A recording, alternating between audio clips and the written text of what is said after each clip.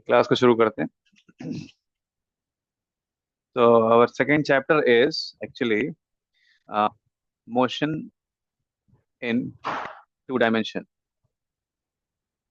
It means अभी हमारा object straight line में मूव नहीं करेगा, वो लेफ्ट राइट टर्न भी ले सकता है, left right up down turn भी ले सकता है.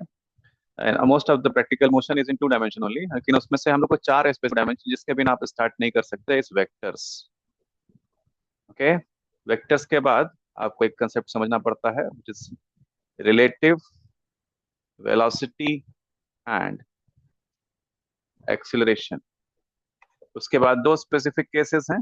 One is projectile motion, another is circular motion. Circular motion भी दो तरह का हो सकता है. वन इज वर्टिकल, ऐसा ऊपर नीचे मूव करना. One is horizontal, right. तो इस स्पेसिफिक केस में हम लोग केवल हॉरिजॉन्टल केस देखेंगे. Vertical circular motion work power energy में आता है.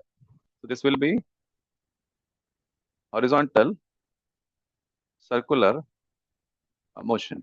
नहीं, again since our first topic is vectors, हम लोग यहाँ से स्टार्ट एंड उसके फॉर्मूले. आपका फर्स्ट टॉपिक अगर वेक्टर स्टार्ट करें तो उसके जो सेक्शंस हैं वेक्टर्स में, first thing is again definition. Second thing is vector addition law. Third one is parallelogram law and triangle law.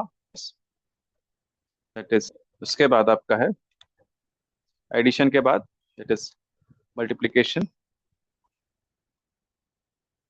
of vectors. Concept में इतना ही काफी है. उसके बाद वी हैव इनसे कम होने के बाद special cases and numericals. Chapter topic will be sir within the topics. Sir थोड़ा सा पहले का जी, स्क्रीन को फर्स्ट ओके. जी लास्ट का नहीं. जी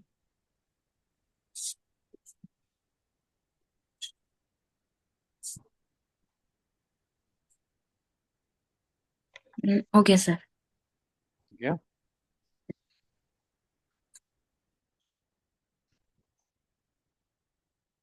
Okay, so start with the main topic, which is heading. And in heading, we can say the topic is scalars and vectors. Right. तो उसके बाद तीन बार last category, last definition, they are divided not in two categories, they are divided in three categories. It is scalar, vector and tensor. और syllabus में tensor नहीं है. Okay, तो हम लोग केवल स्केलर और वेक्टर कहेंगे. राइट, इसको समझने की कोशिश करिएगा. The first definition was those quantities which has magnitude and direction both. उनको डिफाइन करने के लिए मैग्नीट्यूड और डायरेक्शन दोनों बताना पड़ता है. then they are called vectors.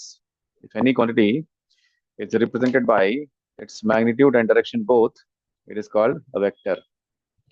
And if a quantity is represented by only magnitude, it has no direction to represent, it is called scalar. थोड़ा अगर अब आप मुझसे बात करेंगे तो स्टेटमेंट क्लियर है आपको. Yes sir. और जिसके पास केवल मैग्नीट्यूड होता है, डायरेक्शन नहीं होता है, तो वो स्केलर है. मैं correct? Yes sir. Okay. Then what about current? This resistance is 2 ohm. Suppose we connected a battery of 10 volt. How much will be the current? 5 ampere. Direction? Positive तो negative. Is this direction and magnitude correct?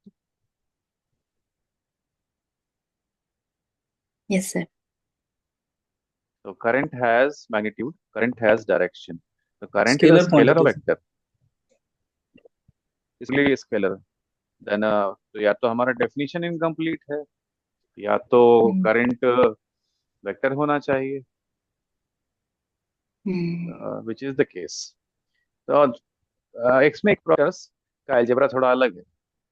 Physical quantities को दो category में divide करने की जरूरत इसलिए पड़ी क्योंकि ये अलग को फॉलो कर रहे थे. एक विंग प्लेटफॉर्म पे हमने रखा 10 kg, उसके ऊपर रख दिया 5 kg. तो 10 + 5 कितना होगा? 15. 15 ओनली ना. 10 प्लस हम्म, 5 15 के अलावा कुछ हो सकता है क्या? नहीं हो सकता है। हम्म, ठीक वही हमने मान लीजिए उसके ऊपर एक और वेट रखा 10 kg, तो 10 kg plus 10 kg will be how much? 20. 20। Any other quantity 10 plus 10 20 के अलावा कुछ हो सकता है क्या? No. नहीं हो सकता है। Now there is another physical quantity, suppose एक ब्लॉक है मास m। दो केसेस देख रहे हैं, इसमें हमने फोर्स लगाया 10 न्यूटन का, एक ने इधर से फोर्स लगाया 10 न्यूटन का, दो फोर्स लग रहे हैं, इस पर रिजल्टेंट कितना होगा? 0. 0। Now in this condition 10 Newton. 20 ना? 20 plus 10. दो, हाँ 10 न्यूटन प्लस 10, दो फोर्स लग रहे हैं ना। Mm. तो देयर आर फिजिकल क्वांटिटीज जिनका रिजल्टेंट लीनियर अलजेब्रा को फॉलो करता है, that is 10 plus me, they does not depend direction, right? तो Mm. उनको हम कहते हैं स्केलर। ऐसी क्वांटिटीज जिनका रिजल्टेंट डायरेक्शन पे डिपेंड करता है, इस पे भी दो फोर्स लग रहे हैं, इस पे भी दो फोर्स लग रहे हैं, दोनों 10-10 न्यूटन के हैं, but the result is depending on their direction. तो किसी भी एक फोर्स को केवल उसके मैग्नीट्यूड से नहीं बताया जा सकता, उसके अगर आपको रिजल्ट जानना है तो डायरेक्शन भी जानना होगा उनका, राइट? तो such quantities are considered to be in vectors. तो अगर हम इसको मॉडिफाई करें अपने डेफिनेशन को, तो अगर कोई क्वांटिटी के पास मैग्नीट्यूड है प्लस डायरेक्शन है प्लस को फॉलो करता है,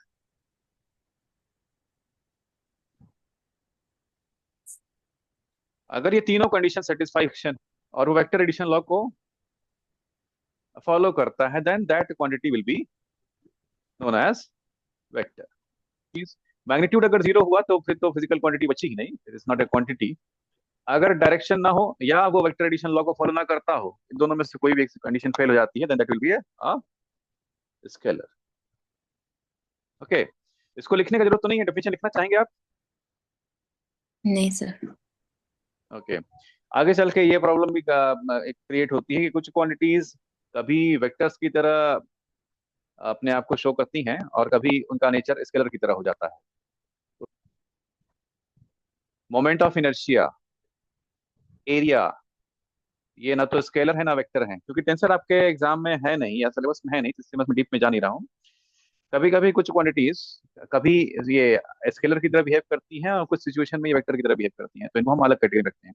और आगे चल के इनकी वजह से आपका कैटेगरी एक बार और चेंज होता है। जैसे कि एक क्वांटिटी है स्ट्रेस, स्ट्रेस और प्रेशर, प्रेशर प्योरली स्केलर है, stress is not scalar, it is tensor.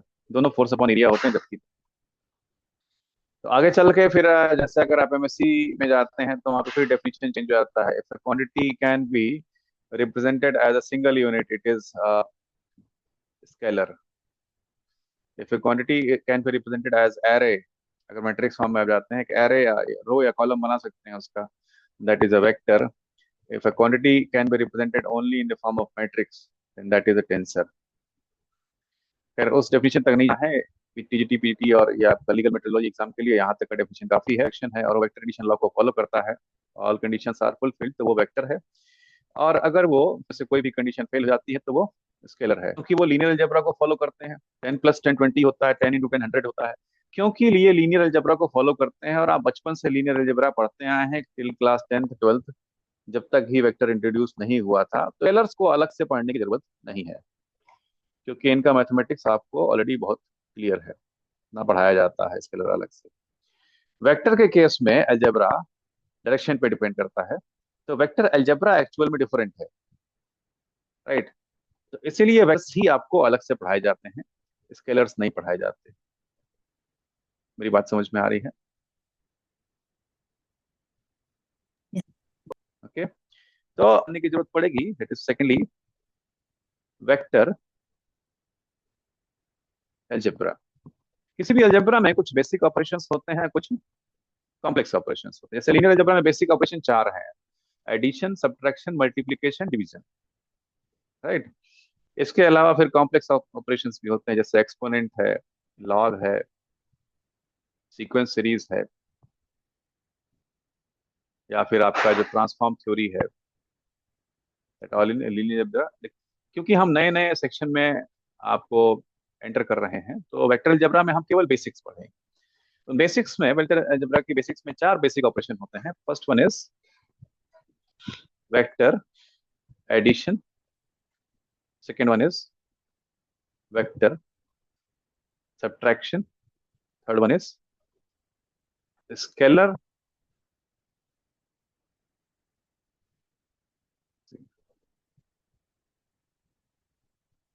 multiplication. Or fourth one is vector multiplication. Scalar multiplication is also known as dot product. Vector multiplication is also known as cross product. तो एक एक करके हमको ये सबको देख definitions. जैसे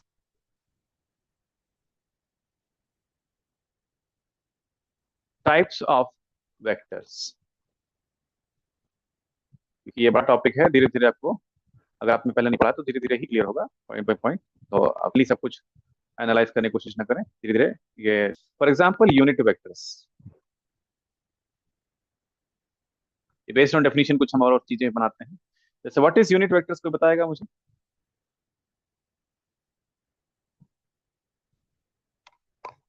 sir magnitude 1 है और डायरेक्शन को शो कर. It has certain direction but magnitude is 1, तो वो यूनिट वेक्टर हो गया. Second one is null vector. What is null vector? 0 magnitude and arbitrary direction. हाँ, so how come zero magnitude?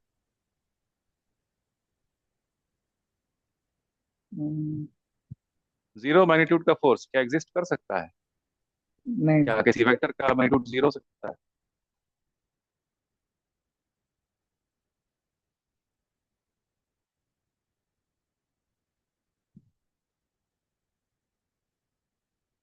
तो इसमें एक थ्योरी है कि जैसे दो वेक्टर्स का एडिशन हमेशा वेक्टर होता है, right? Kilogram plus kilogram will be kilogram only ना. दो वेक्टर्स का एडिशन हमेशा वेक्टर होता है, और वो दो वेक्टर अगर ऐसे हो आपका तो वीडियो जरा रुक रुक के आ रहा है, मतलब साउंड लैग कर रहा है.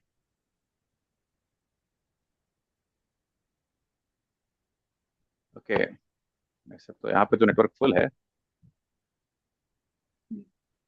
आप एक बार जरा अपना चेक करिए. तो सपोज करिए 10 न्यूटन, इधर से फोर्स लगाया 10 न्यूटन, नेट फोर्स ना है. 0 नेट फोर्स. आप एक बार इस आदमी से पूछिए इसके ऊपर नेट फोर्स जीरो है क्या? क्या बोलेगा ये? No. Such vector is called. But since resultant of two force, two vectors is always a vector, and if it comes out to be zero, it will be known as null vector. Independently नहीं हो सकते. Third, एक चीज और define होती है, position vector. Most basic form of vector define कर सकते हैं पोजीशन वेक्टर. तो टाइम वेस्ट मत कर, मैं ही कर देता हूँ उसको. Position vector is defined in coordinate system with a reference point as origin. If present at any point in a three-phase or two-dimension system, the position of any point with respect to origin is known as position vector. जैसे अगर आप to dimension की करें, this is origin 0, 5, इस point का position vector होगा origin से ये एरो, और this arrow will be, this is O, this is P suppose, plus Y J. I j represent unit vector in y direction, this amount in x direction, this amount in y direction. यहाँ तक चलेंगे तो आप p के position पे पहुंचेंगे. Okay. Yes. इन चीजों को यूज करके बड़ा में चीजें बाद में आएंगी. कहाँ से है सबसे पहले हमें फॉलो करना पड़ता है, that is this vector addition law. ये बहुत टाइम हमारे पास है नहीं, 2-3 महीने, 2 महीने का शायद आपको कुछ ऐसा टाइम है, 2 या 2.5 महीने का कोर्स का. तो पॉइंट बाय पॉइंट मैं नहीं जा रहा हूँ. वेक्टर एडिशन लॉ में एक प्रॉपर यूज होती है, ट्रांसमिसिबिलिटी ऑफ वेक्टर. जैसे वेक्टर रिप्रेजेंट करते हैं एरो से, राइट? एरो की लेंथ वेक्टर का मैग्नीट्यूड बताती है, बताती है. ये सुनो, यस. दो वेक्टर इक्वल कब होते हैं? जब उनका मैग्नीट्यूड सेम और डायरेक्शन भी सेम हो, तभी दो वेक्टर इक्वल होते हैं. तो क्या ये दोनों वेक्टर इक्वल हैं? यस. मैग्नीट्यूड. हाँ. क्या ये दोनों वेक्टर इक्वल हैं? नो. नहीं है. डायरेक्शन सेम नहीं है, पैरेलल नहीं है. ओके. तो अगर दोनों वेक्टर इक्वल हैं तो आपने रिप्रेजेंट किया सपोज ए वेक्टर ए। अगर आप चाहें अपने यूज के लिए तो इस वेक्टर को जब चाहें, कंडीशन ये है कि लेंथ और डायरेक्शन चेंज नहीं होना चाहिए, राइट। आप इस वेक्टर को ट्रांसमिट कर सकते हैं, मूव कर सकते हैं, बस लेंथ और डायरेक्शन चेंज नहीं होना चाहिए for any calculation. Property of transmissibility of vector, vector can be transmitted as it is. Okay, vector addition law कहता है कि अगर आप suppose there is a vector A and vector B and then there is vector C and again there is vector D, A B C D. तो इन चारों का resultant अगर आपको निकालना है तो आप पहले वेक्टर के सर पे दूसरे वेक्टर को रखिए with the tip of preceding vector and repeat the process till last vector. This is B, this is C. Length और डायरेक्शन चेंज नहीं होनी चाहिए। This is D, okay? Last vector का टिप को ऐड कर देते हैं, A plus B plus C plus C, इनका रिजल्टेंट या वेक्टर सम है। आप लोग सब लोग फिजिक्स स्टूडेंट हैं, इतना बेसिक तो जानते ही होंगे। Yes sir. ओके, अब इसमें प्रॉब्लम क्या है कि इसका मैग्नीट्यूड रिप्रेजेंट करना आसान काम नहीं है, क्योंकि अगर थोड़ा भी डायरेक्शन चेंज हुआ डी का तो आर की वैल्यू बदल जाएगी। और ए बी सी डी के लिए सबके लिए इनफाइनाइट डायरेक्शंस पॉसिबल हैं, क्योंकि हर एक वेक्टर्स के लिए इनफाइनाइट डायरेक्शन पॉसिबल है। या इसको क्वांटिफाई करना आसान काम नहीं है, या नेक्स्ट टू इम्पॉसिबल। तो थ्योरी के फॉर्म में तो लिख देते हैं कि इन चारों का जो फर्स्ट वेक्टर से लास्ट वेक्टर जोड़ने पे जो एरो मिलेगा वही रिजल्टेंट वेक्टर है, लेकिन उसकी वैल्यू ऐसे निकालेंगे। आप क्या हर बार ट्रिग्नोमेट्री फॉलो करेंगे, डायग्राम बना बना के आर की वैल्यू मेजर करेंगे? तो एनी हाउ मेंटर करने के लिए आर के फॉर्मूले की जरूरत है आपको। तो 4-5 वेक्टर के लिए नहीं निकाल सकते, लेकिन अगर केवल दो addition of two vectors, suppose this is vector A, this is vector B, इनके बीच का एंगल है थीटा। अब इसके वेक्टर एडिशन के बारे में दो लॉ हैं। अब दोनों लॉ ऑलमोस्ट सेम चीज कहते हैं। कुछ में आप पढ़ते तो हैं parallelogram law of addition, triangle law of addition. एक फिजिक्स में कभी क्या होता है कि दो अलग अलग लोगों ने एक ही बात को अलग अलग तरीके से कहा ऑलमोस्ट सेम टाइम पे, तो दोनों की बात मान ली जाती है। हालांकि ये दोनों में से कहता है कि अगर दो वेक्टर्स को आप पैरेललोग्राम के एडजेसेंट साइड के फ्रंट है वही आर बताएगा। अब ये बताइए, अगर ये ए है तो ये ए नहीं होगा? ये सुनो, बात समझ पा रहे हैं आप मेरी? जी। आपने फिर से तो वही किया, पहले वेक्टर के सर पे दूसरे वेक्टर का बॉटम रख दिया और फिर फर्स्ट वेक्टर के बॉटम से लास्ट के टिप को मिला रहे हैं, यही तो कर रहे हैं आप। ये सुनो, यस सर। तो पैरेललोग्राम लॉ एक्चुअल में अलग से पढ़ने की जरूरत नहीं पड़नी चाहिए, तो एक्चुअल फेमस हो चुका है तो वी आर फॉलोइंग इट। दूसरा लॉ है ट्रायंगल लॉ, सेम कहते हैं। अगर आप किसी दो वेक्टर को ट्रायंगल के एडजेसेंट साइड के फॉर्म में दिखाएं तो उसका तीसरा साइड जो कंप्लीट करेगा ट्रायंगल को, that will B resultant of two vectors. Again it is the same statement, जो पैरेललोग्राम रिजल्टेंट इज सेम। सो देखिए ये थीटा है, आर की वैल्यू निकालना चाहता हूं मैं, उसके लिए मैंने यहाँ पे परपेंडिकुलर डाला है। ये अगर थीटा है तो ये भी थीटा होगा। ये सुनो, क्यों? Corresponding angles, right. This is theta. क्या मैं डायरेक्टली लिख सकूं कि ये ए कॉस थीटा है and this is a sine theta?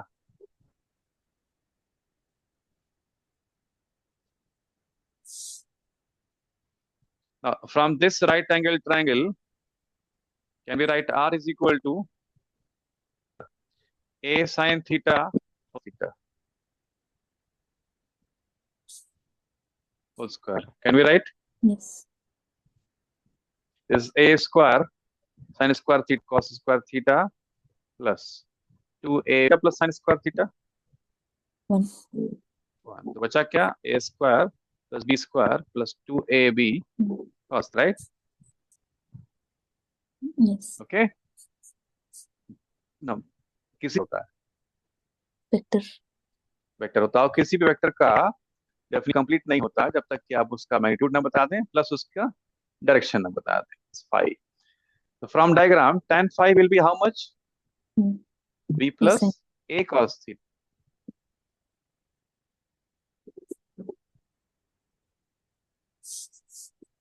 my condition clear?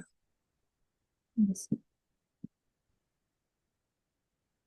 Similarly, हम दूसरे कंसेप्ट पे आते हैं फ्रैक्शन ऑफ वेक्टर में, इसके बाद हम केसेस क्वेश्चन आंसर के फॉर्म में देखते Sir, complete नहीं हुई notes. हैं. Okay,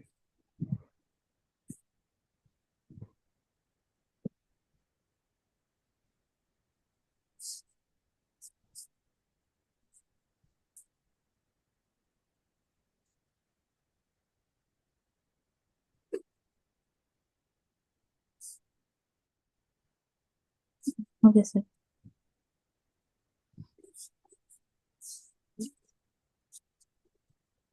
now we'll do subtraction of vectors. Vectors के केस में सब्ट्रैक्शन या नेगेटिव साइन एग्जिस्ट नहीं करता है, and if it exist it represent negative direction, it represent direction. So if any vector r is given as vector a minus vector b, right, then it is actually is equal to vector a plus negative of vector condition. Say this is vector a and this is vector b. तो r कैसे निकलेगा? r will be vector a plus minus of vector. अगर ये vector b है तो minus of vector b will be Yes. this one. Yes. Yes or no? अब a में minus of vector b जोड़ दीजिए तो ये जाएगा आपका r. ये एंगल थीटा है तो this will be how much? 180 minus theta. 180 minus theta. और दो वेक्टर को ऐड करने का तरीका आप square plus B square plus 2ab minus theta Cos theta. Minus cos theta. Second quadrant ना, Minus. कॉस नेगेटिव होता है. a square plus B square minus 2ab, a square plus B square plus 2b cos theta, whatever theta is. दो vector को subtract करना है, then a square plus B square minus 2ab cos theta. याद रहेगा? Okay, तो basics of vector हम लोग complete कर चुके हैं. एक क्वेश्चन आप यहाँ पे क्वेश्चन है कि what should be the angle between two vectors such that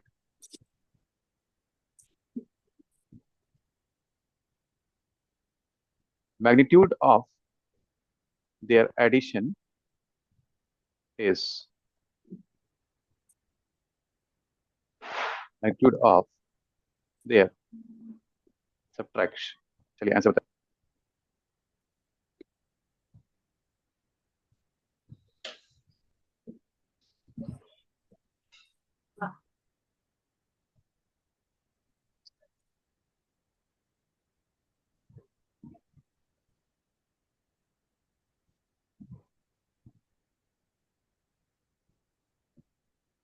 या आप चाहिए तो मैसेज में लिख दीजिए चैट में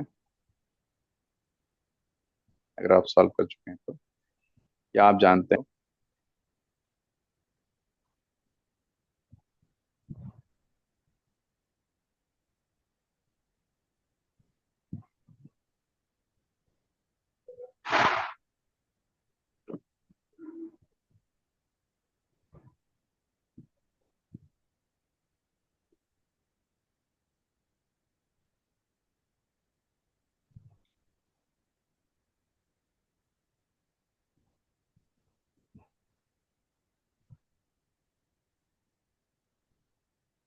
Zero degree. No,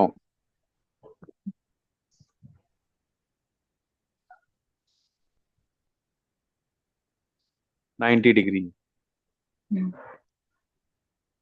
So what we are saying is vector of a plus b का magnitude is equal to vector of a minus b का magnitude is plus 2ab cos theta is equal to b cos theta. Square करेंगे दोनों तरफ तो it will be a square plus b is equal to a square plus b square minus 2ab cos theta. ये क्या सीधा आएगा? That means 40, Oh right? yeah, 90. 40 है 0. नहीं, a0 है, means theta Yes. Is equal to 90 degree. Yes, अब sir. This is vector a, this is vector b. आप add करेंगे तो भी वही आएगा, सब्ट्रैक्ट करेंगे तो भी magnitude plus B and minus B, but दोनों वेक्टर्स का मैग्नीट्यूड सेम है। अपने एक्सरसाइज की तरफ। ओके, शीट आपको मिली है। इससे पहले वाला जो मोशन इन वन डायमेंशन है उसमें किसी क्वेश्चन में प्रॉब्लम है क्या? आपको शीट मिली है, किसी क्वेश्चन में कोई डाउट वन डायमेंशन में? ये सुनो। No sir. ओके, देन हम लोग शुरू करते हैं। तो क्या है, magnitude of two vectors is 2a and root a respectively. The magnitude of resultant of two vector is under root 10 है, the angle between vectors is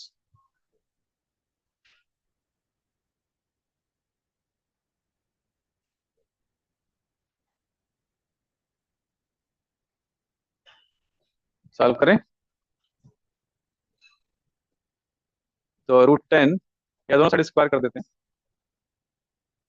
10a square is equal to 4a square plus 2a square plus 2 root 2 a square cos theta. Yes और no? This is 4 plus 2 6, 10 minus 6 4 2 a square cos theta. a square cancel, cos theta is it possible? No sir, अब दोनों side square कर दिया है। हम्म 2a को आप 4a square लिखते हैं 2a का होल स्क्वायर होगा ना? सर, वो स्क्वायर रूट का से कैंसिल हो जाएगा। एक सेकेंड, एज इट इज कर लेते हैं। रूट 10a, ये a अंदर है, बाहर two under root a square plus b square plus 2ab cos theta, right? Yes, resultant yes. Under root 10a is equal to under root a is what 2a whole square plus b is what under root 2a whole square, okay, into under root 2। मेरा गलती था,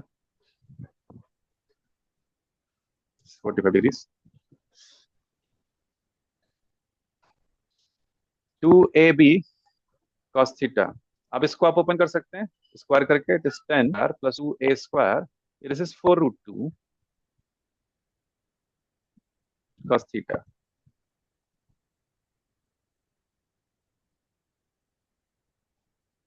This 4a square is equal to 4 root 2a square cos theta. This cos theta is 1 by root 2. Theta is 45 degree. इसमें एक चीज और आपको change करना पड़ेगा, थीटा की वैल्यू -45 भी होती है। cos theta cos minus theta same होता है।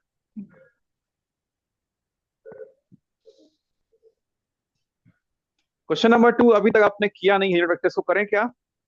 जी सर। बेसिक तो आप जानते हैं। So it should be a unit vector if 0.5 square b square is equal to 1। किसी वेक्टर का मैग्नीट्यूड कैसे निकालते हैं? Under root a square plus a square plus az square, right? Yes sir. 0.5 square is 0.25, square हटा देते हैं, 1 का square 1 होता है। 0.8 square is c square is equal to 0.25 plus 0.64 is how much? 0.89.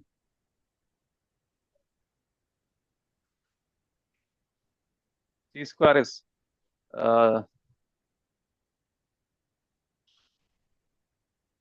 0.11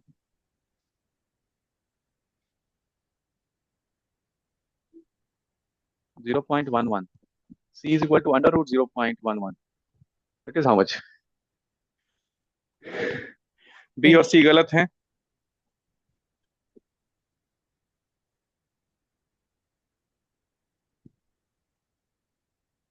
option A तो गलत हो जाएगा, B भी गलत हो जाएगा।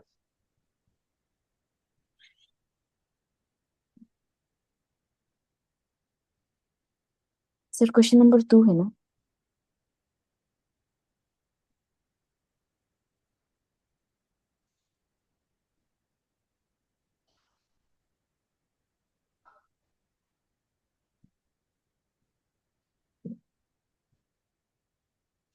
अच्छा सॉरी कृष्ण, मैं इसका आंसर देख रहा था.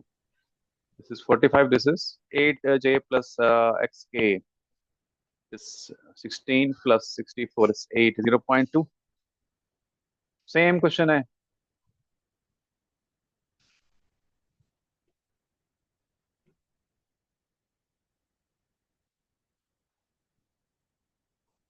Question number 4 same है. Magnitude of addition of two vectors is. Answer क्या है? कर चुके हैं हम लोग 90 डिग्री.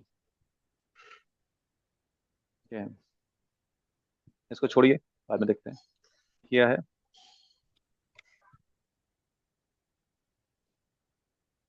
क्वेश्चन नंबर 8 ट्राई कर सकते हैं, लेकिन अभी थोड़ी इसको बाद में करेंगे. The value of displacement vector of distance between initial position and final position of the particle is.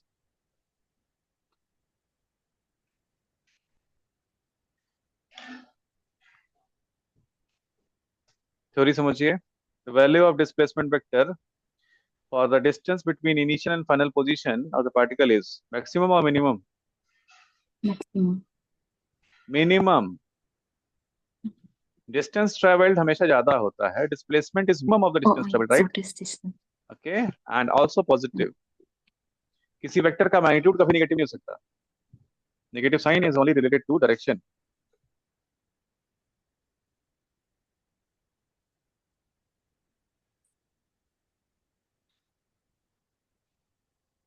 उसको बाद में करेंगे. तो डॉट प्रोडक्ट निकालिए अगर जीरो आ रहा है तो. मैक्सिमम जो है प्रोजेक्शन और उसके ही है. चीज है रेजोल्यूशन, जिसका projection of vector, component of vector, resolution of vector, और साथ में क्रॉस एंड डॉट प्रोडक्ट. इसको कल खत्म करें क्या? तब Okay, तक sir. आप इस शीट में से जो कुछ भी बचा हुआ है उसको देख लीजिए. थर्ड चैप्टर का भी मैंने आपको भेज दिया है. सर जी. सर ग्रेडियंट डाइवर्जेंस और कर्ल भी ये वेक्टर का साथ ही कराएगा? नहीं, इसमें नहीं हो पाएगा. वो 3 डायमेंशन वेक्टर करना पड़ेगा उसके लिए आपको. Okay sir. थर्ड चैप्टर के बाद जो आपका लॉज ऑफ मोशन है, उसके बाद हम लोग 3D में जा सकते हैं. ग्रेडियंट डाइवर्जेंस कर्ल का मतलब क्या होता है, इनके फिजिकल मीनिंग बहुत डिफरेंट है. You know what is divergence of vector physically, not mathematically? Basically. It is the flux passing through area of a vector, right? Yes. तो इसलिए वेक्टर का फ्लक्स 2-3 चीजें और डिफाइन करनी पड़ेगी, तब हम लोग ग्रेडियंट डाइवर्जेंस पे जा पाएंगे. थोड़ा सा बेसिक में 2-3 दिन रुकिए. चलते हैं उधर भी हम लोग.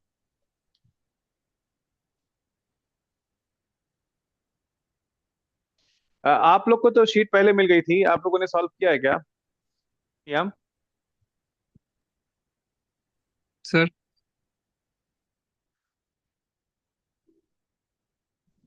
ये सेकंड शीट सॉल्व की है क्या आपने?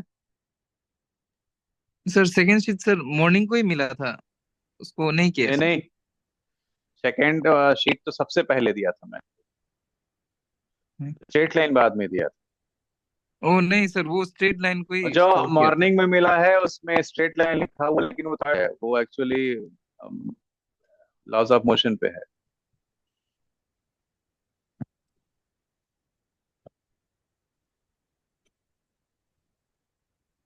आप कंप्लीट करिए. Okay, sir. बाकी जो टॉपिकल बच्चे कल देखते हैं, उसके बाद फिर हम लोग जो धीरे धीरे लेवल को बढ़ाते जाएंगे. Good evening.